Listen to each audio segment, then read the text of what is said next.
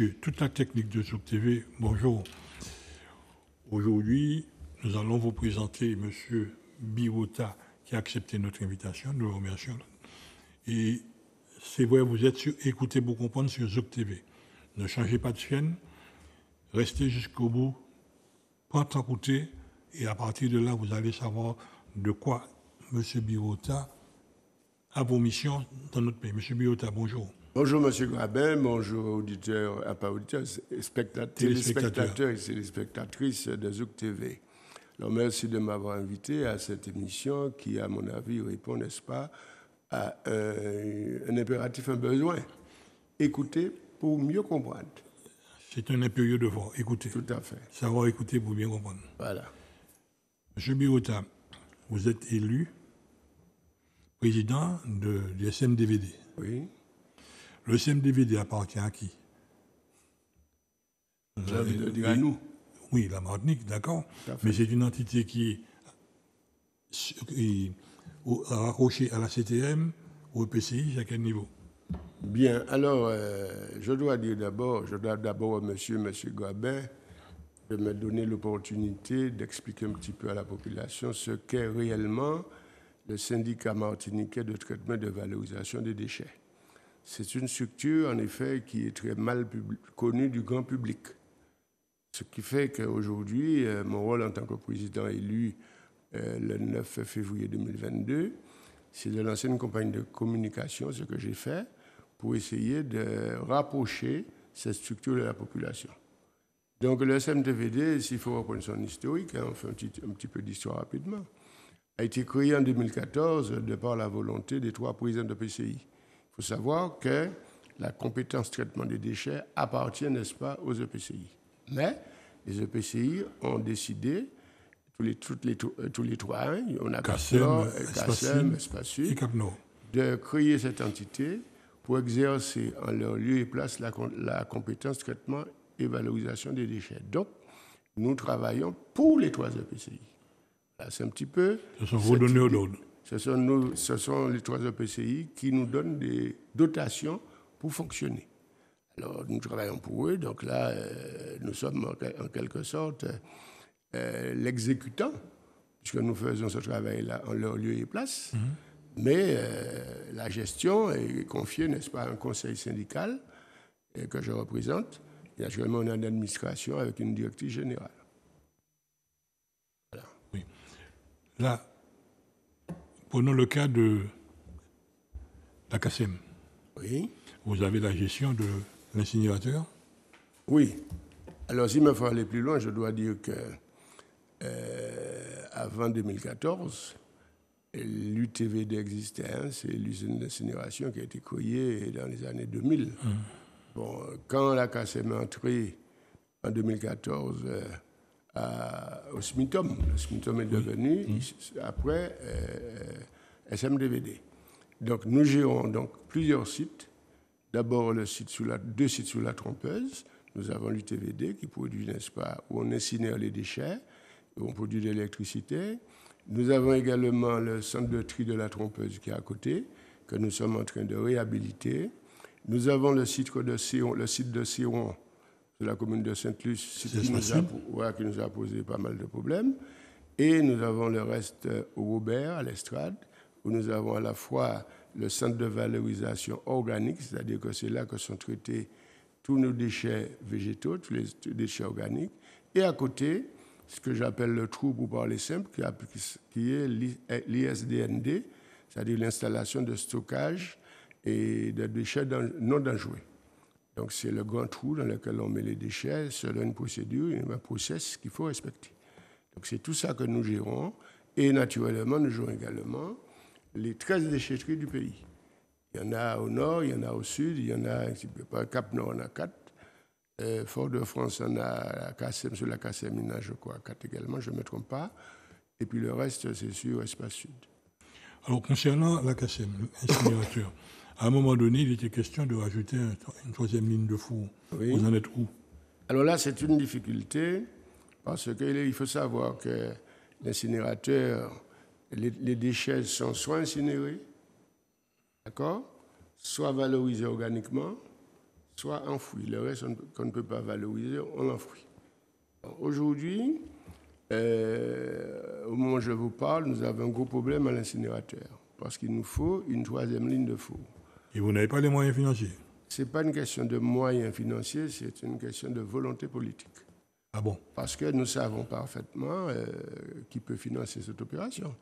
J'ai même trouvé des porteurs de projets qui sont prêts à financer l'opération à 100%. C'est-à-dire qu'ils prennent tout à leur charge. Mais il faut dire que ce dossier-là a été, pour des raisons que je ne vais pas évoquer ici, ça a traîné un petit peu. Et qui traîne du pied? Eh bien, les gens qui doivent donner l'autorisation de le faire. Ce n'est pas moi. Moi, je suis là pour réaliser, pour le compte, n'est-ce pas, des 3 EPCI, les infrastructures. Donc là, nous avons fait un certain nombre de démarches auprès notamment de M. le maire de la ville de Fort-de-France, qui nous a demandé une série d'analyses parce qu'il y a un problème environnemental qui se pose. Parce que vous n'êtes pas sans savoir que dans cette zone-là, nous avons plusieurs entreprises polluantes. Donc il a fallu rassurer le maire de Fort-de-France en lui envoyant toutes les analyses faites par Madinaire. Et là, on est en train de mettre en place le traitement de fumée qui devrait normalement rassurer la population. Parce que je comprends parfaitement que cette population de Dillon soit quelque peu réticente. Bon, mais la difficulté que l'on a, si on ne fait pas cette 3e ligne de four dans l'année qui vient là, si on n'engage pas, n'est-ce pas, le dossier, eh bien, nous risquons d'avoir quelques difficultés. Parce qu'il faudra trouver un autre site pour faire cette 3e ligne. Alors, vous savez comme moi, la rareté des terrains, notamment des terrains bien placés, parce qu'il ne faudrait pas que cette 3e ligne soit du même côté sur la côte Caraïbe, il faudrait envisager de la mettre sur la côte Atlantique, après avoir fait une étude au terme de courant, circulation de l'air, on ne sait jamais. Hein. Donc ça, c'est une difficulté technique qui ne dépend pas de nous. Mais, je dis à la population qui m'écoute, il faut absolument que nous créions rapidement, très rapidement, cette 3e ligne de four qu'on appelle maintenant ligne à haut pouvoir calorifique inférieur. Si on ne fait pas ça, nous allons augmenter le volume de déchets enfouis et la loi nous fait obligation de réduire le volume de déchets enfouis. Et de valoriser. Et surtout de valoriser. Alors là, en termes d'enfouissement, il faut savoir que l'État nous pénalise. En ce moment, nous sommes à 3,8 millions de taxes TGAP, taxes sur les activités, taxes générales sur les activités polluantes. Pensez bien que dans une petite structure comme la nôtre, qui sort à peine, qui est en redressement, sortir chaque année 3,8 millions à donner à l'État, mais c'est une difficulté. J'ai essayé, moi j'ai fait des démarches, j'ai fait les couloirs, n'est-ce pas, à la rue Oudinot, pour essayer de demander une exonération de cette TGAP, ne serait-ce que le temps du redressement, c'était pour nous permettre, n'est-ce pas, reprendre du souffle. De reprendre du souffle. Eh bien, il m'a été répondu qu'ils ont accordé, n'est-ce pas, cette dérogation, cette exonération partielle à la Guyane, parce que la Guyane n'a pas d'incinérateur. Et nous, comme nous avons un incinérateur, on ne peut pas nous accorder. Mais je ne désespère pas, parce que je suis en train de continuer à faire les couloirs.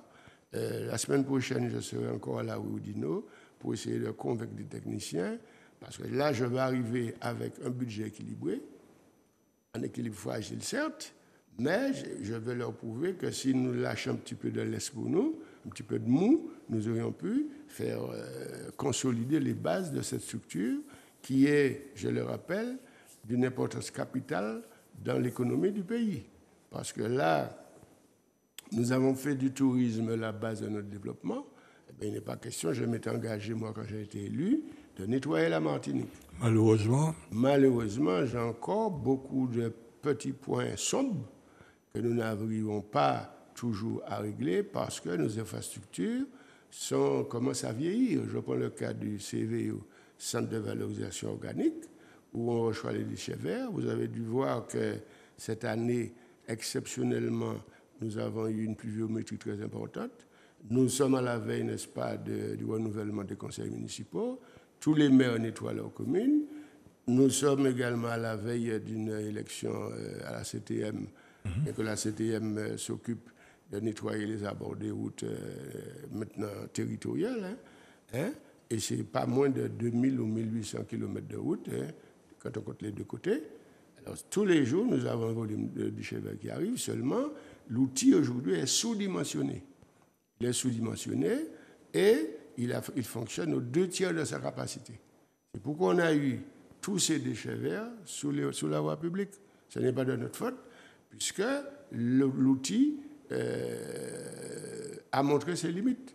Quand un outil comme ça, qui a une capacité de 20 000 tonnes, et on va en forçant un peu jusqu'à 24 000 tonnes, bien ça pose des problèmes.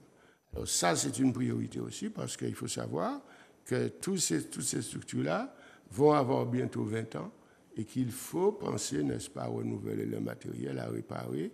C'est pourquoi nous avons lancé le conseil syndical et moi-même président, on a lancé des travaux d'amélioration de ce centre de valorisation organique à hauteur de 3,2 millions pour refaire les murs. Parce que les murs commencent à s'effriter, à s'abîmer avec le temps, puisque les déchets sont très corrosifs. C'est très agressif. C'est très agressif, très corrosif. C'est un petit peu ce travail-là que nous commençons. Donc ça, il faut le faire dans les années à venir. Alors, Président, face à ce constat, qui est une réalité, on n'a pas été écouté. Oui. On n'a pas été écouté. Nous avons fait une proposition au CNDVD pour réaliser, en lieu et place de l'actuel système, un concept qui permettait, c'est un concept tout venant. Oui. Ça prend tous les déchets et ça permet de valoriser. Tout à fait. Et aujourd'hui, nous payons cette absence d'écoute. Il y a ça aussi, oui.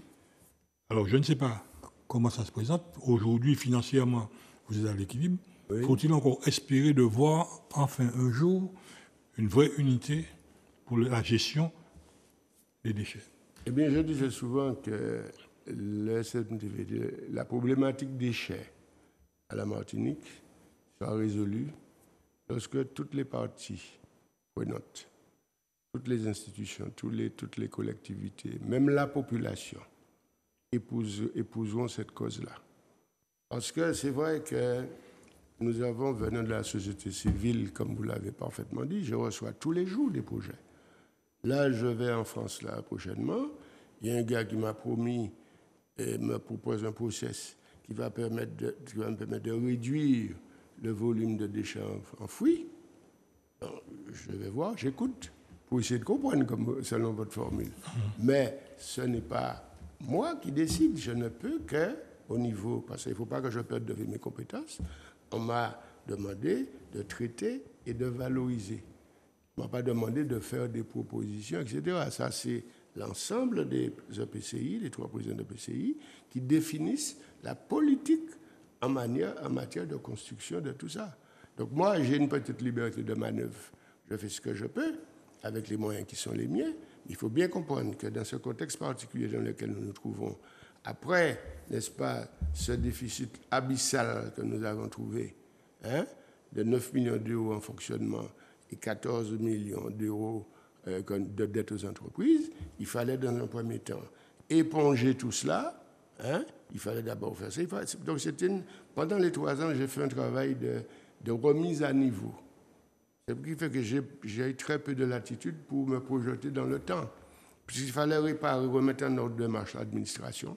Vous n'êtes pas sans savoir non plus qu'il y a eu une grève qui a duré 2 mois et qui a mis à mal la structure. Donc il fallait ramener la paix sociale, autrement dit rencontrer toutes les parties, les mettre autour d'une table, rédiger un protocole d'accord. Et nous avons pu, l'an dernier, signer le protocole de fin de conflit. C'est-à-dire que tous les points du protocole ont été respectés par ma gouvernance, sous ma présidence. Résultat, mon personnel est OK maintenant. L'administration qui était désorganisée, parce qu'il faut savoir que la CRC nous a fait remarquer que nous avons un manque considérable de cadres, parce qu'il faut un encadrement. Des gens qui font de l'administration. On a très peu, on a 4 ou 5 cadres A. Sous ces 4 ou 5 cadres, on a 2 ou 3 qui sont malades pour des maladies diverses, donc qui ne sont pas dans l'opérationnel tout de suite. Nous avons très peu de CDD, nous avons très peu de catégorie B, pardon. Donc là, il faut une politique de recrutement. Mais là encore, on me demande de remettre aux normes, mais on me dit attention à votre 012. Le 012, c'est le chapitre personnel, recrutement. Comment voulez-vous que je puisse rendre cet outil performant si je n'ai pas un encadrement administratif de qualité pour non seulement redresser financièrement, mais également se projeter dans le temps. C'est pourquoi je remercie d'ailleurs Madame la DGS, Madame Elie Marius, qui a su, en peu de temps, prendre cette affaire à bras-le-corps. Et au point de vue gestion financière et administrative, c'est le calme. On a naturellement, comme dans toute entreprise, des gens qui sont hostiles au changement, des gens qui traînent les pieds, qui posent problème. Quand vous dites de faire ça, vous pensez que c'est fait, c'est pas fait. Donc ils prennent leur temps, ça se fait faire. Après, ils vous donnent un dossier à moitié traité. Vous savez comment ça se passe quand quelqu'un ne veut pas faire quelque chose. Donc sur le plan administratif, on a fait un petit pas. Sur le plan financier, elle a su avec son équipe de financières, parce qu'il n'y a que des femmes et puis un homme seulement, redresser la situation financière. Donc je les en remercie, je les félicite d'ailleurs, parce qu'il fallait une sacrée dose de bonne volonté, d'acharnement au travail pour réussir cet exploit-là. Parce que je dis que c'est un exploit. Rééquilibrer les comptes du SMDVD, c'est un exploit. La preuve, c'est que personne n'y croyait. Personne n'y croyait. Je vous donne un exemple. Nous avons au niveau retrouvé la confiance des banques. Parce qu'aucune banque ne nous suivait. L'AFD a accepté de nous suivre après être passé, d'être resté chez nous. Une semaine, ils sont venus des techniciens de France et ils ont travaillé avec mes services pendant une semaine. Ils nous ont passé au scanner pour savoir si nous tenions la route. Et c'est sous cette base-là, de cette consolidation des bases financières, que l'AFD va nous accorder, est en train de nous accorder un prêt de 8,5 millions. Ça, c'est une chose. Deuxièmement, j'ai eu monsieur le nouveau secrétaire général de préfecture qui, lorsqu'il a voulu prendre le dossier, nous a également passé au scanner pour savoir comment vous avez fait pour redresser. Parce que la SMDVD avait une telle mauvaise réputation que les gens ont tout amplifié. Je dis souvent que le public connaît, c'est d'ailleurs l'intérêt de cette réunion-là, de cette émission. Le public connaît le SMDVD, je dis par le prisme déformant des réseaux sociaux et par aussi le bouche à oreille, les propos infondés qui circulent sur le forum. Alors qu'en réalité, il s'agit de quoi? Il s'agit d'une entreprise dont le business plan n'a pas tenu la route. Parce qu'on ne peut pas construire ça. C'est une entreprise publique où nous avons des fonctionnaires à 40%, donc ça augmente la charge salariale. Mais on ne peut pas bâtir une entreprise sur uniquement les subventions. Je le dis souvent aux jeunes là qui sont porteurs de projets, il ne faut pas croire que vous allez monter une entreprise avec seulement l'argent que vous donnent les collectivités. Hein. Oh, ça, il faut défendre. C'est une erreur monumentale. Alors là, c'est une erreur qui a été commise au départ. On a prévu au départ, en 2014, des dotations de fonctionnement venant des EPCI, mais on n'a rien prévu pour les recettes. Alors, qu'est-ce que vous voulez que le président fasse? Qu'il soit. Moi, je ne défends personne. Et l'ancien président a alerté très tôt en disant que, compte tenu du fait qu'il n'a pas de budget d'investissement, il est obligé d'emprunter. Il a emprunté une fois, il a emprunté 2 fois, il a emprunté 4 fois. À un moment donné, la banque lui dit stop. Mais l'autre grossier, voilà, je réponds à la question que vous ne m'avez pas posée et que les gens se posent parce que je voudrais effacer tout cela de la tête de tous les Martiniquais. Les 60 millions dont on parlait, il y en a volé de l'argent, détourné de l'argent. Moi, je vous dis personnellement, on m'a donné un budget, je l'ai lu. Je l'ai lu. Et quand j'ai relu le budget de 2020, je me suis rendu compte que celui qui a fait ce budget a proposé ce budget au président, donc à l'élu. L'élu, ce n'est pas un technicien de budget. L'élu a un encadrement administratif qui lui prépare le budget selon les directives et les orientations qu'il définit lors du DOB. Hein? Bon. Donc, on a mis au budget, en 2020, un emprunt de 49,5 millions. tout en sachant qu'on n'avait plus la confiance des banques. En 2021, on arrive. Je suis arrivé en 2022. On m'a dit que le budget, j'ai pris le budget, il est équilibré en apparence. Je me pose la question, je me dis, où est le problème? Le problème, c'est qu'aucune banque ne nous a suivis. Et le plus grave encore, c'est que je n'accuse personne, mais je suis là pour dire ce que j'ai constaté. C'est qu'on a continué à dépenser de l'argent comme s'il y en avait. On a engagé des dépenses, tout l'argent qu'on n'avait pas. Moi, je dis que ça, ce n'est pas une bonne gestion. Les gens vont penser de moi ce qu'ils veulent. Moi, je n'ai pas donneur de leçons, mais je lis un peu mon petit budget. Donc, j'appelle ça de la cavalerie. C'est sur ça, à partir de là qu'a commencé, n'est-ce pas, la chute du SMDVD. Et c'est pourquoi les gens ont répété. Parce que c'est le kidam qui prend le budget, qui voit qu'il est équilibré, il a dit qu'il a mangé l'argent, il a dit l'argent passé, c'est le monde qui prend. Alors, vous savez maintenant comment c'est difficile. Hein? Vous allez sortir 2 000 euros de votre compte à la banque, où vous versez 2 millions, on vous demande où vous avez pris l'argent. Comment voulez-vous qu'on puisse... Je ne défends personne, je ne connais pas les dessous de la politique, hein, mais je dis que, d'après les éléments que j'ai étudiés, il y a eu simplement cette grosse erreur monumentale commise sous l'ancienne gouvernance qui a provoqué, mais de notre côté, excuse, ils ne pouvaient pas faire différemment parce qu'ils n'avaient pas de budget d'investissement. Là, maintenant, ça a été à vous de redresser la situation. Nous avons redressé la situation premièrement, suivant de très près les recommandations de la CRC. Il disait dans un premier temps qu'il valait mieux acheter du matériel que d'en louer. Par exemple, quand nous sommes arrivés, l'ancienne gouvernance devait 1,2 million aux différentes entreprises qui enlevaient les bennes notamment, parce qu'ils avaient choisi de louer. Nous avons fait l'opération inverse. Nous avons cherché des subventions, notamment par le réacteur U, et nous avons acheté un certain nombre de matériel d'engins importants nécessaires, n'est-ce pas, au traitement des déchets. Et aujourd'hui, nous avons un parc qui s'étoffe petit à petit. Bon, même chose pour, au niveau technique, bien sûr, mais il a fallu réduire considérablement les dépenses en interne. À ce moment où je vous parle, je suis incapable de recruter des agents statutaires, au regard de ce que ça représente. Catégorie A, c'est 4 000, 5 000 euros. Hein, si vous voulez un bon agent. C'est obligé de fonctionner avec des CDD. Mais là encore, ça ne peut pas durer éternellement. C'est pour vous dire que nous avons réussi, n'est-ce pas, ce challenge de redresser tant de si bien. Et je dois vous dire aussi ma satisfaction, parce que, vous savez, en politique, on a souvent l'impression de labourer la mer, c'est-à-dire qu'on travaille un peu quoi ça va faire.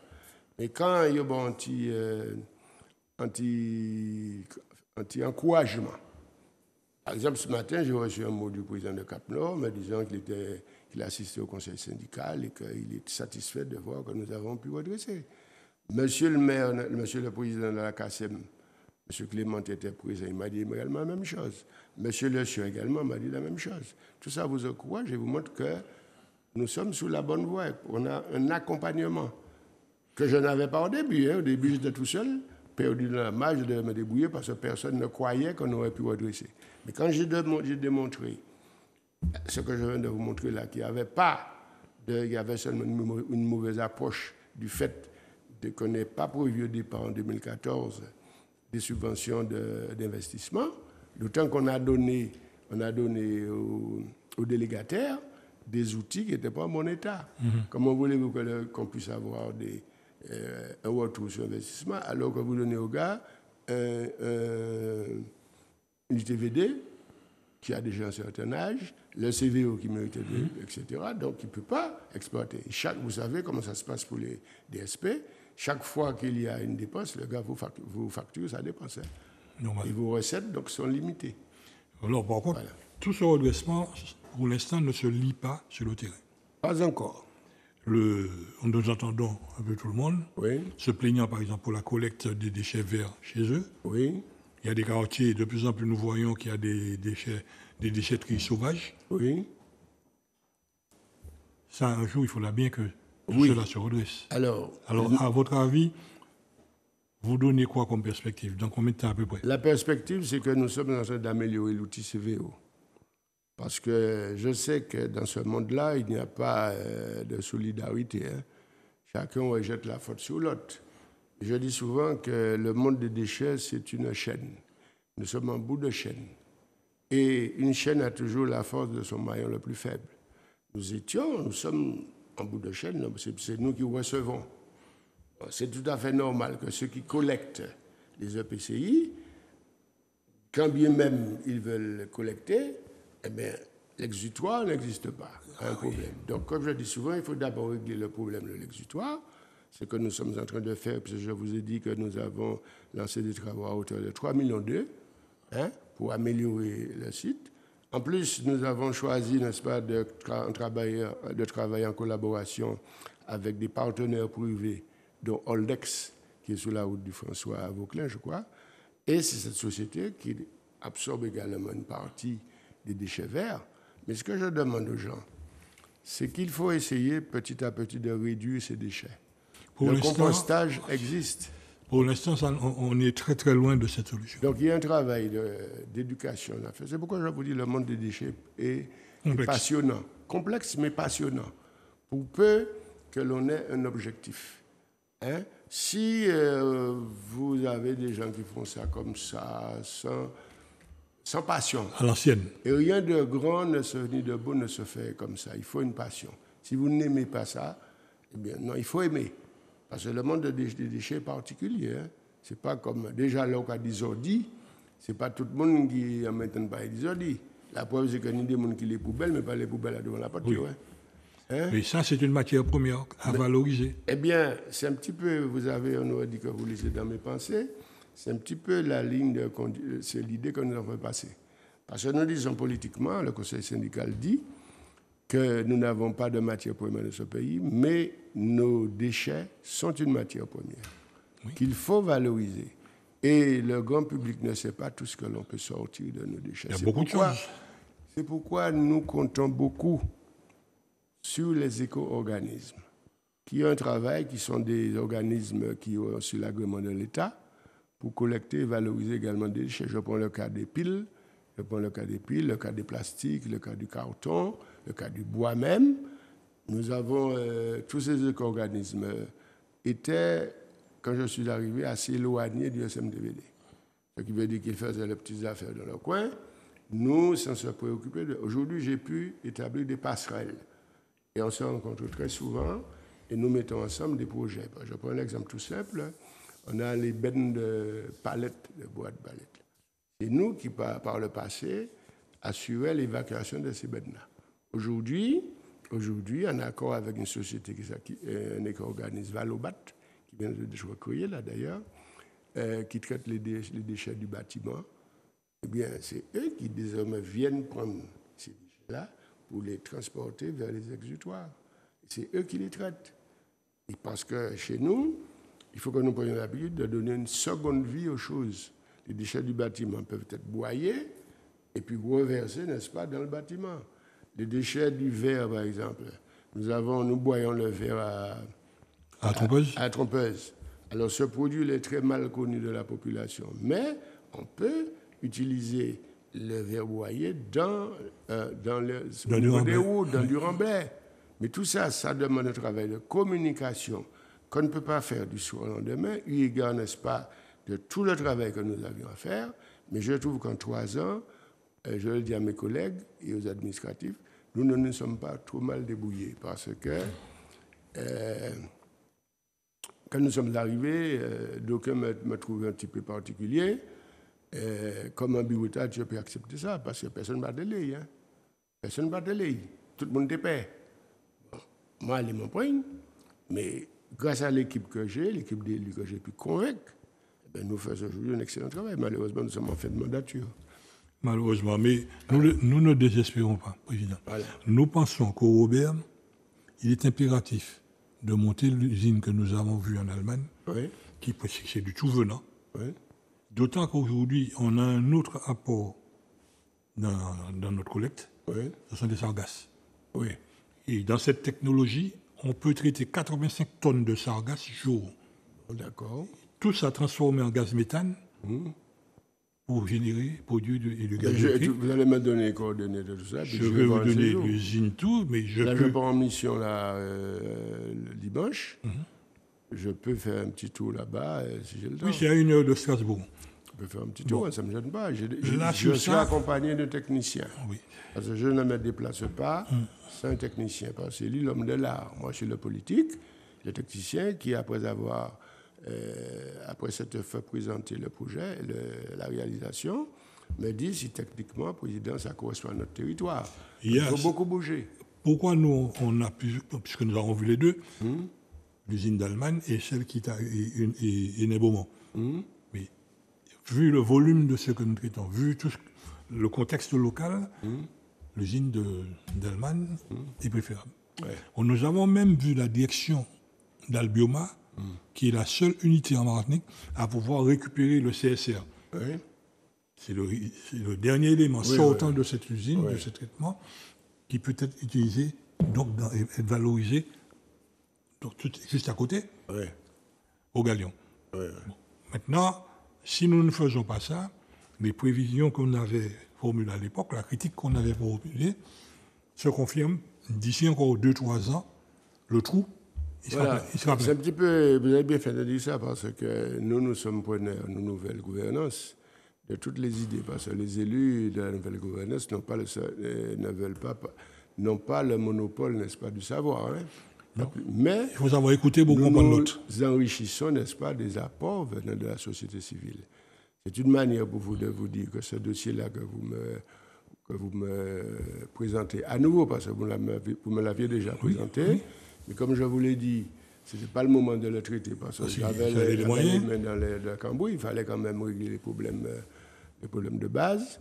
Maintenant que les problèmes sont réglés, si vous me le représentez, je peux avec... Il n'y a aucun souci à ça. On peut voir. En dehors de ça, parce que le problème de Sargasses, il reste entier. On voit ce qui se passe actuellement au Robert. Nous sommes la collecte de Sargasses, depuis 2011, quand on a eu les premières vagues de Sargasses, on avait été ridiculisé dans une réunion à la région à l'époque. Finalement, on a laissé tomber le bateau, trop d'ingénieurs de la veille sur la table, on est parti.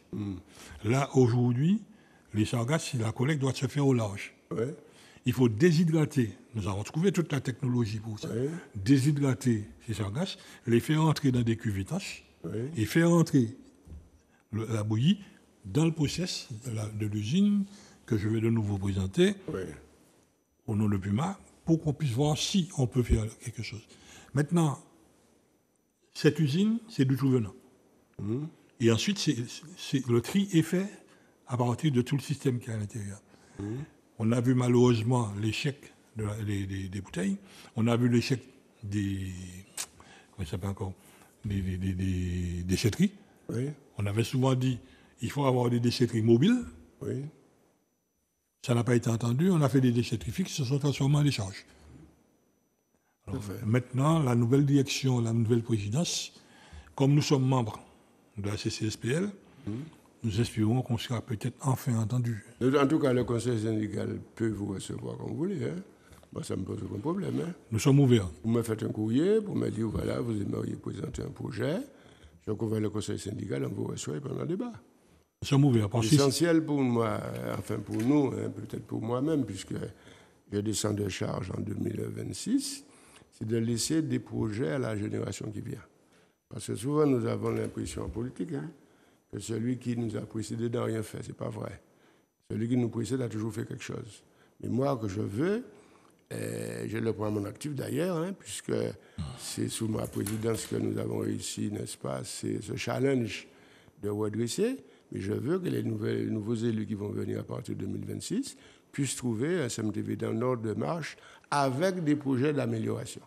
Parce que je rappelle que nous sommes sur une île et que nous n'avons pas, contrairement à ce qui se passe, n'est-ce pas, sur le continent, d'envoyer nos déchets ailleurs. Hein. Non. Tout reste dans le bocal. Donc il faut, dans le bocal. Il faut tout traiter. Oui. Et le meilleur moyen, comme je dis, c'est de faire de nos déchets une source d'énergie. Donc il faut améliorer l'UTVD. Il faut également que ces déchets-là soient, dans le cadre de l'économie circulaire, prendre les mesures qu'il faut pour favoriser tout cela. Il faut du recyclage énormément. Donc, à nous de mettre l'imagination au pouvoir pour sortir un produit, une structure purement martiniquaise. Parce que nous avons souvent tendance à faire ce que j'appelle du copier-coller. Du copier-coller, ce qui marche en France. C'est vrai, le continent. Il faut l'adapter à la locale. Il faut l'adapter aux réalités locales. C'est pareil pour les textes. Hein. Je le dis, c'est pareil. Il faut adapter les textes aux réalités locales. Mais il faut aussi, j'ai ce problème-là, c'est aussi avec des comment ça s'appelle, hein, des assistants techniques que l'État a mis à ma disposition, l'AFD a mis à ma disposition, des gens qui ne connaissent rien, n'est-ce pas, aux réalités du SMDVD, et qui viennent imposer leur manière de voir. Du coup, ça me crée à moi des problèmes. Je ne peux pas accepter que des gens de l'extérieur refusent de s'adapter aux réalités locales. On ne peut pas venir croire qu'on est le Messie, qu'on a... Non. Le grand sauveur. Le grand sauveur. Ça n'existe plus. L'homme providentiel, ça n'existe plus. C'est fini. Nous devons être dans une démarche de collaboration étroite. Hein, et nous devons être également de ce que j'appelle la co-construction. Et personne ne va m'aller passer personne. Tout le monde n'a ni ce que j'appelle le savoir minimum utile, que je définis comme le plus petit volume de connaissances qu'un individu normalement constitué se doit d'avoir pour pouvoir se débrouiller dans la vie. Alors tout le monde n'est le SMU, il y en a qui en ont plus, mais il faut que, pour que ça marche, tenir compte des réalités, de nos réalités climatiques. Vous n'avez qu'à prendre n'importe quel appareil informatique qui ne supporte pas l'humidité. Hein? Non. Bon. On a le cas de toutes nos nouvelles voitures. Voilà. Réalité économique, réalité sociale, c'est valable pour la réalité sociale. Hein? Un monde sorti en France, il vit Martinique, il vient habiter vers pour la campagne, un monde du continent. S'il parlait de un coq chanté, il arrive à Bokaili. Il a été là-bas. Il a été là-bas, mais pas avec un coq moyen pour la petite monde. S'il parlait de cricket, il a été là-bas. Il a été Bokaili. Donc s'adapter aux réalités locales, parce que les mal en Bretagne, je ne apprendre pas les mots bretons. Hein? Hein? Qu'est-ce que côté Malais? Hein? Et la clé de voûte de tout ça, c'est savoir écouter pour comprendre. Tout à fait. Je crois que ce slogan-là, il faudrait le divulguer davantage pour que chacun comprenne. Écouter pour comprendre, parce que nous n'avons le plus souvent pas appris à écouter. Non. Se taire et écouter. Parce qu'on a toujours l'impression, c'est l'homme qui est ainsi fait, que nous m'allons passer l'autre là, pas les gens couillons. Tout le monde n'a qu'à porter quelque chose. Comme on a dit pour ça qui chrétien ou pas chrétien, ça qui croyant ou pas, le Créateur n'a rien fait d'inutile. Que ce soit dans le monde animal, que ce soit dans le monde végétal, encore moins chez les hommes. Ni des mondes qui peuvent découvrir aptitude là qui ont dit dans Yoa. Un bouc ne peut pas faire un petit moment à l'école, ne peut pas faire intellectuel, d'accord, mais ce sera un bon charpentier. Et l'erreur que nous avons commise dans ce pays-là, c'est de privilégier le savoir livresque, n'est-ce pas, au travail manuel. Abandonner le manuel. Et je dis, nous pas ni en maçon, nous pas ni en carrelet. Nous n'y avons qui bac plus sec et qui pas ni... Pas ni un qui n'y a citaine. Ben voilà. Rien qui bac il n'y a pas qu'à trouver un côté pour exprimer compétence. Parce que la réalité du pays est ça. On fait un petit bout de l'étude concernant... Parce que ça, on a des trucs un petit peu particuliers, traitement pétrochimie, pas ni sens ici. Il faut qu'il y ait des intellectuels, c'est vrai, il faut qu'il y ait des diplômés, mais il faut qu'il y ait aussi des gens qui, sans être plus bêtes que les autres, il ne faut pas qu'on les considère comme des sous-hommes. C'est-à-dire qu'ils ont des aptitudes manuelles, ils n'ont pas d'aptitudes intellectuelles, mais des certifiés par un diplôme, mais ils ont des aptitudes manuelles. C'est ça qu'il faut valoriser, je crois, dans ce pays-là, si nous les gardons des gens dans le bâtiment, par exemple. Vous ne pouvez pas dire dans un pays qu'on ne pas ni carole, pas ni électricien, pas ni plombier. Vous devez en péter là quoi la bannière. Un charpentier. Bon, pas un charpentier. Tout le monde n'y bac, tout le monde n'y fait. Actuellement, c'est la mode qui a un téléphone, tout le monde téléphone. C'est pas puis Google nous fait voilà, il y a des tutoriels, mais ça ne suffit pas. Oui. Bon, voilà. Donc, l'information aujourd'hui concernant nos déchets. Le compost, comment ça se passe chez vous? Alors, le compost, c'est vrai qu'aujourd'hui, nous sommes en train... Pas l'usine, je parle le compost à domicile. Oui, le compost à domicile, autrement dit, les bacs à compost à domicile. Oui. Bon, là, il y a un travail que Captain a commencé à faire en distribuant des bacs à compost. Mais le gros problème, c'est l'éducation, c'est la pédagogie. Expliquer aux gens que chacun Peu. Là, je crois que nous sommes en train, nous, SMTVD, de créer un partenariat avec l'Éducation nationale pour aller dans les écoles, expliquer parce qu'il faut commencer par la base. Toujours. On l'a fait dernièrement, j'ai assisté à une réunion comme ça au collège de Sainte-Anne, où nous avons un agent, une communicante que nous avons écoutée, qui explique aux enfants comment faire avec des petits bacs, avec des dépliants, etc. Il faut commencer par la pédagogie. Parce que c'est vrai que les gens de mon âge ont l'habitude de faire leur jardin. Donc, ils savent qu'il faut mettre du fumier. Il n'y a aucun problème. Mais les jeunes là, qui arrivent là, ils n'ont pas cette aptitude-là. Hein. Déjà, faire comprendre aussi au peuple martinique, que là, je parle politique. Puisqu'on parle d'agriculture, si nous sommes en capacité, n'est-ce pas, de produire chez nous-mêmes la base de notre alimentation, nous ne pouvons pas faire. C'est dans la Barbade. À Barbade, il y a la vie chère en Barbade aussi. Hein. Mais comment ils ont compensé? En privilégiant la production locale de proximité. Oui. Chaque monde est jardin, chaque monde est barayo. Donc, là, on achète un fait tomate, on fait salade, on fait du bail, c'est autant qu'on achète. En moins, si vous avez un poule, un petit cabri, un petit mouton, il va acheter viande. C'est toutes ces petites choses-là qu'il faut remettre au goût du jour dans ce pays-là. Et je crois que je compte beaucoup sur, n'est-ce pas, la jeunesse de ce pays, parce que nous avons des forces vives, mais il faut que ces forces vives-là s'impliquent davantage. Non pas en politique, parce que tout le monde est en politique. Tout le monde, depuis on a un diplôme, docteur, il maîtrise, ça va bien doit être sur la liste, d'accord? Mais il faut déjà connaître la réalité de terrain. Parce qu'en politique, je l'ai dit, il faut déjà aimer les gens. Si tu n'aimes pas les gens, tu peux. Si tu ne parles pas de besoin, on ne peut pas savoir satisfait. C'est ça qui est le problème. C'est mon appel que je lance, n'est-ce pas, aux nouvelles générations. Alors, on a un autre volet. Oui. Ce sont les VHU. Oui, tout à fait. Mais c'est inimaginable, impensable. Bon, alors ça, c'est un autre gros problème. C'est les autres qui sont responsables de ça. On est responsable en partie, mais sans être responsable réellement. Quand je dis responsable, il y a un autre organisme qui est chargé de collecter les voitures au bord des routes, etc., et de les broyer, ensuite d'envoyer le broyat à l'extérieur. Bon, mais je comprends les difficultés de cette société-là. Je vais vous dire pourquoi. Collecter, ça coûte de l'argent. Désosser. Dépolluer avant de désosser. Dépolluer, désosser, ça coûte de l'argent. Une fois qu'on a broyé tout cela, on en fait quoi? À l'extérieur? Oui. Bon, tu l'exportes à l'étranger. Ah, mais ce n'est pas toi qui fixes les coûts.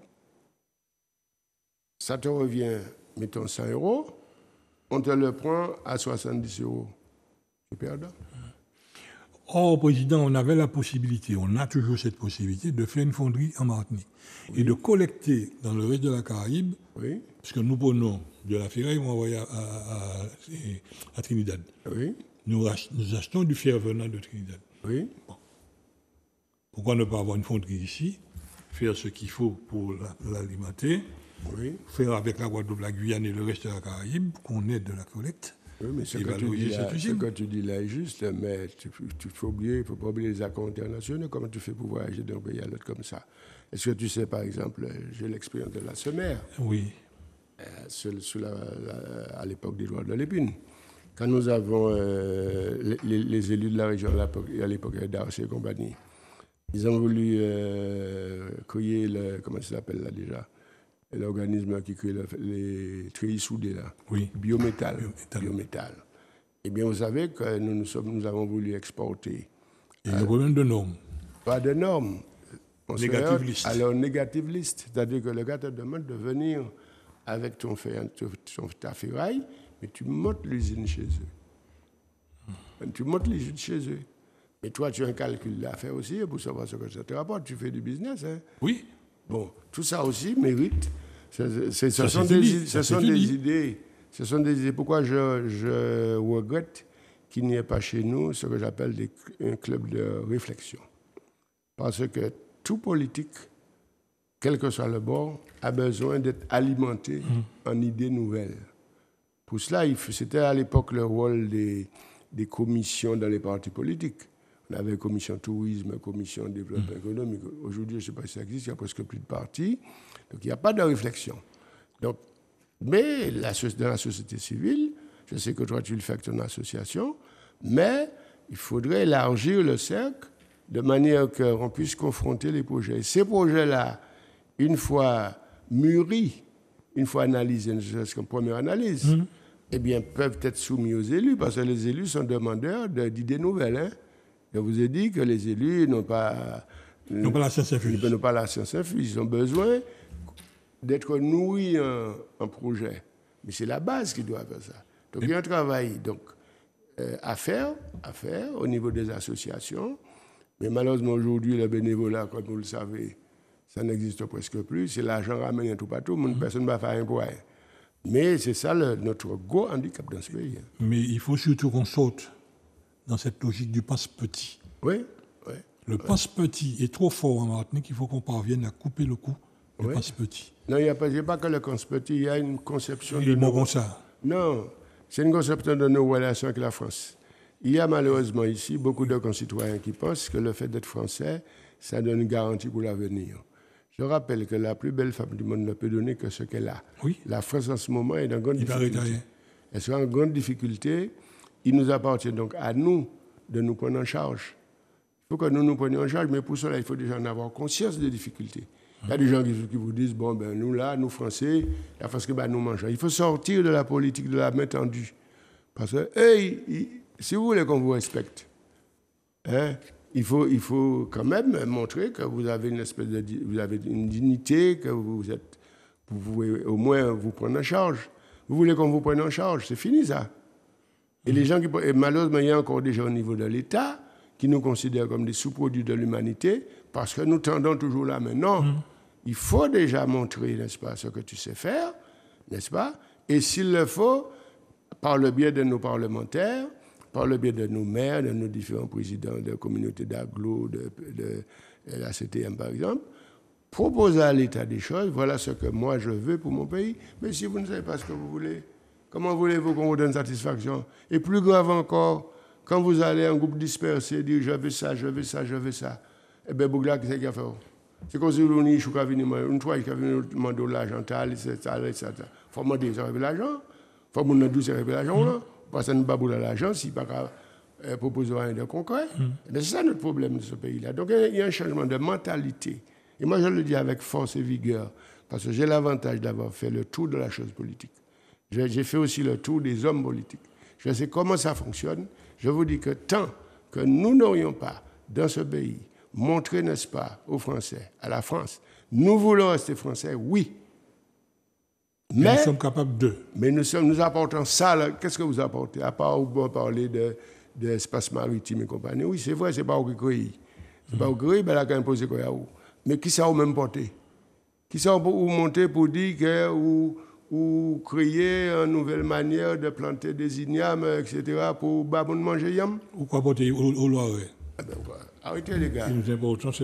Il faut absolument une prise en main que le Martinique prenne en main ses propres affaires. Sans tomber dans les grands mots indépendance, autonomie, ce n'est pas ça qui est le problème.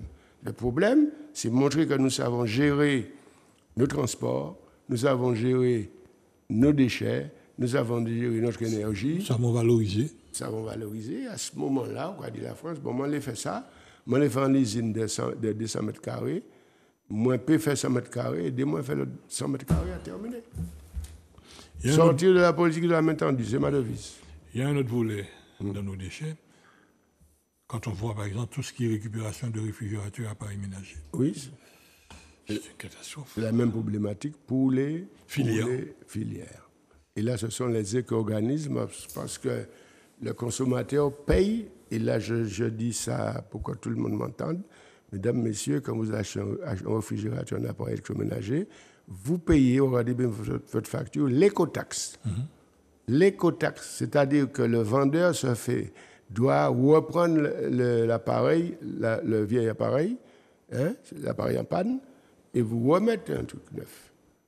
Hein, c'est lui qui doit traiter. Oui. Parce qu'il travaille avec un éco-organisme qui collecte ces appareils. Mais derrière, quand on sort tout ce matériel de Martinique pour l'expédier à Trifouille-les-Oies, Oui, mais ça, surcoût c'est est le énorme, rôle, ça nous reste sur ça, les c'est bras. le rôle de l'éco-organisme. Le problème qu'il y a, comme c'est réglé directement, parce que les éco-organismes ont un agrément, c'est à eux de négocier avec l'État pour avoir un coût, hein, c'est pas nous. Hein. Or, avec une unité de déchiqueteuse à métal, Oui, on pourrait réduire tous ces réfrigérateurs, toutes ces feuilles de tôle, tout ce qu'on a de métallique en granulés Oui. métalliques oui.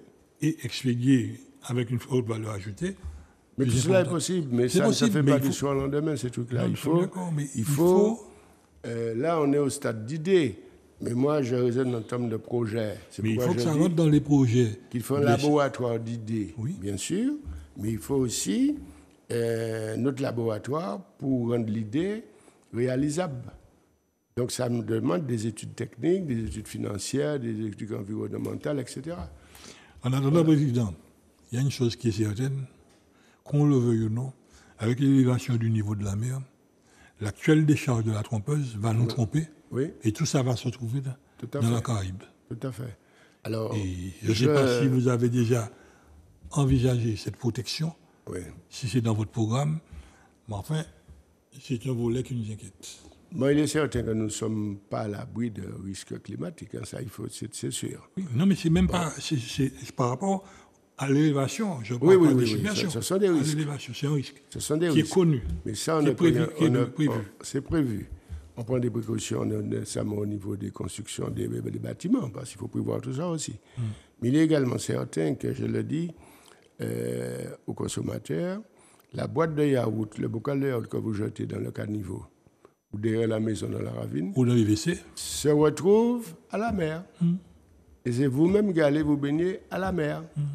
Et une fois arrivé à la mer, ben, soit ça va au large pour annoncer, pour agrandir le continent de plastique qui est à la dérive dans l'océan, soit ça pollue la plage. Et tout ça revient par le biais du poisson. Voilà. Et moi, je voudrais dire aux jeunes qu'il y a beaucoup d'associations qui nettoient les plages.